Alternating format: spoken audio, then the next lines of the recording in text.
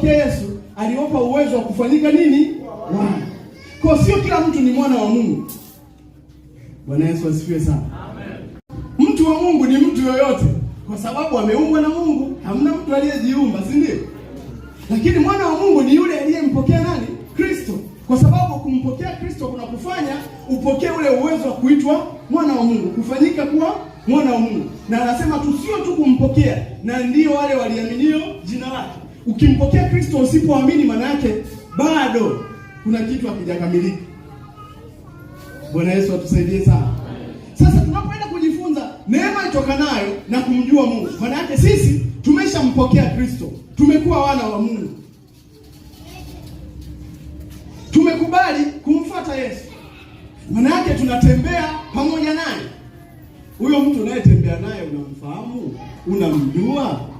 Ukimjua Mungu, kuna neema inakuja maishani mwako. Sasa ndio kuna huo utofauti. Unaweza kukuta mtu ameokoka miaka 20 iliyopita ila bado hamjui Mungu. Mtu ameokoka miaka 30 iliyopita ila bado hamjui Mungu anayemtumikia. Unaweza ukashangaa ukasema inawezekanaje? Inawezekana kwa sababu pengine kuna vitu vinapungua kwake. Tupasa tumjue Mungu tunayemtumikia ili tuone neema itokanayo na huyo Mungu tunayemtumikia. Bwana Yesu asifiwe sana. Sasa tukijaribu kutafuta maana ya neema. Neema ni nini? Bwana Yesu asifiwe sana. Kwa neema ndio inayotufanya sisi tunaonekana hivi tupo, tumekuja hapa. Kwani hata usiku tumelala, si ndio? Kuna muda hata tunasahau kuomba tu, usingizi umekupitia. Lakini unaweza kusema niliomba ndio maana nimeamka. Kuna watu wameomba na hawajaamka vile vile. Wanadhani maombi yako ndio yanakulinda. Siamu. Unaweza usiombe Mungu tu akaweka ulinzi wake na ukaamka vizuri. Na unaweza ukaomba tu lakini bado ukasumbuka. Simali fulani Mungu anasema walindao mji wakesha bure kama Bwana asipoulinda, si ndio? Wanaojenga yani ni wanafanya bure kama Mungu asipojenga. Kwa maana yake pamoja na yote kuna upendeleo tu. Wana wa Mungu tumepewa. Bwana Yesu asifiwe sana. Pamoja na vyote tulivyonavyo ni upendeleo tu tulikopewa wana wa Mungu. Haleluya. Bwana Yesu asifiwe sana. Sasa kuna kitu cha kinaitwa neema. Lakini wakati fulani kinafanana na kibali. Hebu tusome Kutoka 33 mstari wa 13. Kutoka 33:13. Biblia inasema, basi sasa nakuomba, ikiwa nimepata neema mbele zako, unionyeshe njia zako, nipate kukujua, ili nipate neema mbele zako, ukakumbuke ya kuwa taifa hilo ndilo watu wako. Amina. Ikiwa nimepata neema mbele. Hebu soma tena kitabu cha Esther. Yeye anasema ikiwa nimepata kibali. Esther 5:8. Esther 5 mstari wa 8, Biblia inasema, ikiwa nimepata kibali machoni pa mfalme, na mfalme akiona vema kunipa niombalo na kunifanyizia haja yangu, na aje tena mfalme na Hamani kwenye karamu nitakayowaandalia, nami kesho nitafanya kama vile mfalme alivyosema. Amen. Umeona hayo maneno mawili?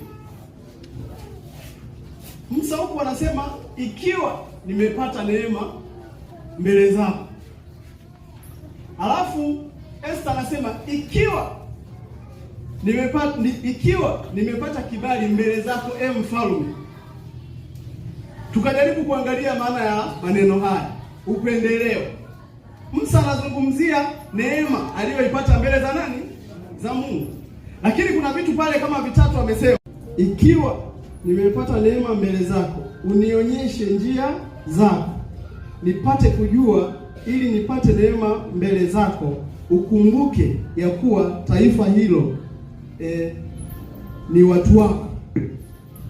Sasa ukisoma tu mstari kuna vitu vichache pale amejaribu kuvielezea. Akiwa amepata nini? Neema kwanza. Ukishapata neema kuna vitu vinakuja sasa. Huyu Musa amejaribu kutuorozeshea vichache. ukishapata neema ya kumjua Mungu, kuna kuonyeshwa. Kuonyeshwa nini? Musa amesema kuonyeshwa njia. Kwa ukimjua Mungu atakuwa na kuonyesha, sio njia tu, mambo mbalimbali anakuonyesha. Bwana Yesu asifiwe sana. Yaani kumpeleka mtu sehemu ambayo anatakiwa kwamba ndo hapa naenda kumuonyesha, si ndio? Lakini kuonesha kitu kinaweza kisiwe cha mbali, ila nikakusontea mkono au nikapoint. Hivi pale Yuda alipoenda kumsaliti Yesu, alienda kuwaonesha au kuwaonyesha? Kamake wao kila mtu alikuwa akienda wanashindwa kuelewa ni yupi, maana yake anafanana na wanafunzi, ni huyu wanashinda. Lakini akasema mimi sasa twendeni wapeleke. Mtakaona nimemkumbatia ndio huyo. Sasa Musa anasema kwa kuwa nimepata neema mbele zako, anasema Mungu atamuonyesha. Anaomba kwa sababu amepata neema, Mungu amuonyeshe njia. Kwa tunapopata neema ya Mungu, Mungu anatuonyesha. Hiyo nao ni neema. Hivyo nadhani kila mtu anaonyeshwa vitu na Mungu. Sio kila mtu, si ndio? Ila kwa nini? Kwa sababu mtu huyo pengine bado hajamjua Mungu. Mungu anasema nikimuonyesha huyu hichi ataharibu mambo. Ngoja kwanza. Nikimuonyesha huyu ataharibu mambo. Kwa nini? Kwa sababu kuna mahali Biblia inasema sisi tu mawakili wa siri za nani? Za Mungu.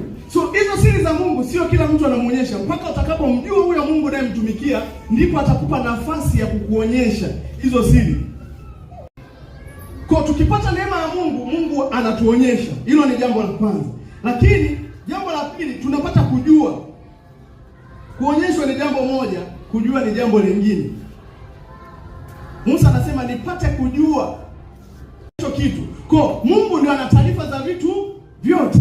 Kwa unapotaka kufanya hivyo, Mungu anakujulisha, anakupa taarifa kuhusu hicho kitu. Bwana Yesu asifiwe sana. Ukinunua simu, ukinunua kitu chochote, huwa kuna ile karatasi ya maelekezo ya kile kitu. Manake wanakuambia hii simu labda inatumia masaa mawili kujaa, ina betri yenye ukubwa gani, inaweka line ngapi, taarifa kuhusiana na kile kitu. Sasa unapokuwa umemjua Mungu, unapata neema ya kujua, kupewa taarifa za kimungu, kujua mambo mbalimbali ambayo yanahusiana na wewe mwenyewe au watu wengine. Bwana Yesu asifiwe sana. Ndio maana Musa anaomba apate kujulishwa njia, lakini na kujua. Lakini mwishoni kule kwenye wale mstari anasema, anamwambia Mungu, kumbuka kuwa hilo ni taifa la nini? La watu wako.